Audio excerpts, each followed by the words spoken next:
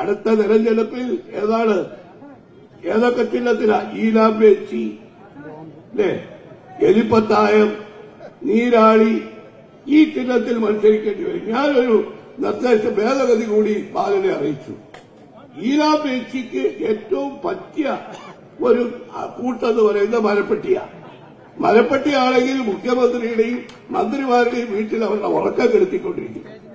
അതുകൊണ്ട് ഈലാപ്പേച്ചിയും മരപ്പെട്ടിയും ചിഹ്നത്തിൽ ബാലൻ പ്രതീക്ഷിച്ചതുപോലെ അടുത്ത തെരഞ്ഞെടുപ്പിൽ മാർക്സിസ്റ്റ് പാർട്ടി മത്സരിക്കേണ്ടി വരും എന്ന അദ്ദേഹത്തിന്റെ ആശങ്ക കേരളത്തിലെ ജനങ്ങളും പങ്കുവയ്ക്കുകയാണ്. ഈ തെരഞ്ഞെടുപ്പിൽ കേരളത്തിൽ UDF ആണ് മത്സരിക്കുന്നത്. നമ്മൾ ഈ തെരഞ്ഞെടുപ്പിൽ ജനങ്ങളോട് വോട്ട് ചോദിക്കുന്നത് എന്തിനാ?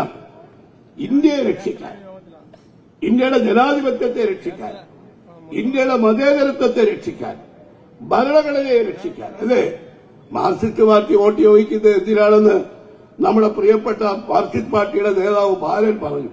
ചിഹ്നം രക്ഷിക്കാൻ, അരിവാൾ ചുറ്റിക നക്ഷത്രം ചിഹ്നം രക്ഷിക്കാൻ. ബാലന്റെ പുസ്തകം നിങ്ങളൊക്കെ കേൾക്കുകയും വായിക്കുകയും ചെയ്തല്ലോ.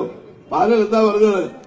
ഈ തെരഞ്ഞെടുപ്പിൽ നിശ്ചിത ശതമാനം വോട്ടും MPമാരെയും ജയിപ്പിച്ചില്ലെങ്കിൽ പാർട്ടിയുടെ അംഗീകാരം നഷ്ടപ്പെടും, ചിഹ്നം നഷ്ടപ്പെടും. നഷ്ടപ്പെട്ടാലോ, അതും അദ്ദേഹം പറഞ്ഞു, നഷ്ടപ്പെട്ടാൽ അടുത്ത തെരഞ്ഞെടുപ്പിൽ ഏതൊക്കെ ചിഹ്നത്തിലാ ഈലാമ്പേച്ചി അല്ലേ, എലിപ്പത്തായം, നീരാളി, ഈ ചിഹ്നത്തിൽ മത്സരിക്കേണ്ടി വരും. ഞാനൊരു നിർദ്ദേശ ഭേദഗതി കൂടി ബാലനെ അറിയിച്ചു. ഈലാമ്പേച്ചിക്ക് ഏറ്റവും പറ്റിയ ഒരു കൂട്ടെന്ന് പറയുന്ന മരപ്പെട്ടിയാണ്. മരപ്പെട്ടിയാണെങ്കിൽ മുഖ്യമന്ത്രിയുടെയും മന്ത്രിമാരുടെയും വീട്ടിൽ അവരുടെ ഉറക്കം കെടുത്തിക്കൊണ്ടിരിക്കും. അതുകൊണ്ട് ഈലാപ്പേച്ചിയും മരപ്പെട്ടിയും ചിഹ്നത്തിൽ ബാലൻ പ്രതീക്ഷിച്ചതുപോലെ അടുത്ത തെരഞ്ഞെടുപ്പിൽ മാർക്സിസ്റ്റ് പാർട്ടി മത്സരിക്കേണ്ടി വരും എന്ന അദ്ദേഹത്തിന്റെ ആശങ്ക കേരളത്തിലെ ജനങ്ങളും പങ്കുവയ്ക്കുകയാണ്. നമ്മൾ അതുകൊണ്ട് അവരെ ചിഹ്നത്തെ രക്ഷിക്കാനാണ്, നമ്മുടെ രാജ്യത്തിന്റെ ഭരണഘടന രക്ഷിക്കാനാണ്. ഞാനതിന്റെ വിശദാംശങ്ങളിലേക്ക് കടക്കുന്നില്ല, കാരണം നമ്മുടെ പ്രിയപ്പെട്ട ഉദ്ഘാടകൻ ശ്രീ ശിവകുമാർ ഇവിടെ വരുന്നുണ്ട്. ദേശീയ രാഷ്ട്രീയ രംഗത്ത് ഇന്ന് BJPയുടെ പരിഭ്രമം നമ്മൾ കണ്ടുകൊണ്ടിരിക്കുകയാണ്. ഒരു കാര്യം മാത്രം ഞാൻ പറയാം.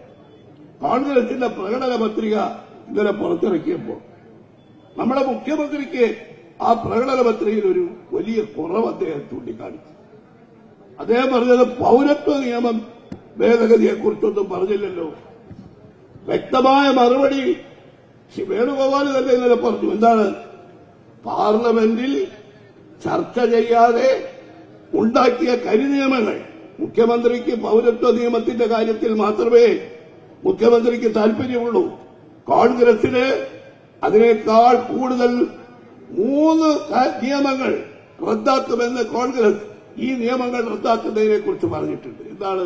പൌരത്വ നിയമം, യൂണിഫോം സിവിൽ കോഡ്, കാശ്മീരിന്റെ ഭരണഘടന പദവി മാറ്റിക്കൊണ്ട് 370 വകുപ്പ് റദ്ദ് ചെയ്ത നിയമം.